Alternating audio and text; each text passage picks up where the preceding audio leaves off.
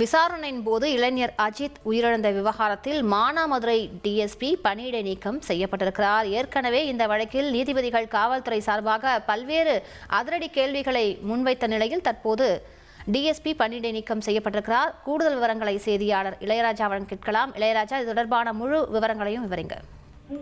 கண்டிப்பாக அஜித் குமார் இறந்த வழக்கு இன்னைக்கு சென்னை கிளை மதுரை உயர்நீதிமன்றத்துல வாதத்துக்கு வந்துச்சு. அந்த வாதத்துல நீதிபதிகள் பல்வேறு கேள்விகளை எழுப்பியிருந்தாங்க.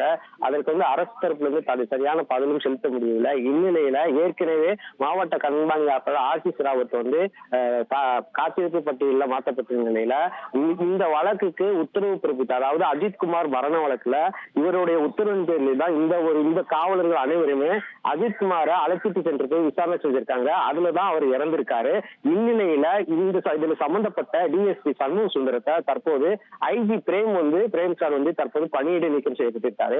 இந்த காவல்துறை வட்டாரங்கள் தொடர்ந்து சிவகங்கை மாவட்டம் மானாமதுரை சப்டிவிஷன்ல பாத்தீங்கன்னா காவல்துறையை கூண்டோட தற்போது காலியாக கொண்டிருக்கிறது. இந்த வழக்குல சம்பந்தப்பட்ட எல்லாருமே பனிஷ்மெண்ட் ஒன்றாக வந்திருக்கு. இந்த வழக்கு இன்று மதியத்துக்கு மறுபடியும் உயர்நீதிமன்றத்தில் வர இருக்கிற நிலையில இந்த டிஎஸ்பி பணியிடை நீக்கம் பண்ணிருக்கிறது மிகவும் குறிப்பிடத்தக்கது. காவல்துறை வட்டாரங்களில் நீண்ட பரபரப்பை ஏற்படுத்தியுள்ளது. விரிவான விவரங்களுக்கு நன்றி இளையராஜா. ட்ரெண்ட ஃப்ரெண்ட் ஆக்கிக்கோங்க. 2.5 கோடிக்கும் அதிகமான தந்தி டிவியின் சப்ஸ்கிரைபர்ஸ் அண்ட் ஃபாலோவர்ஸ் குடும்பத்துல நீங்களும் இணையுங்க.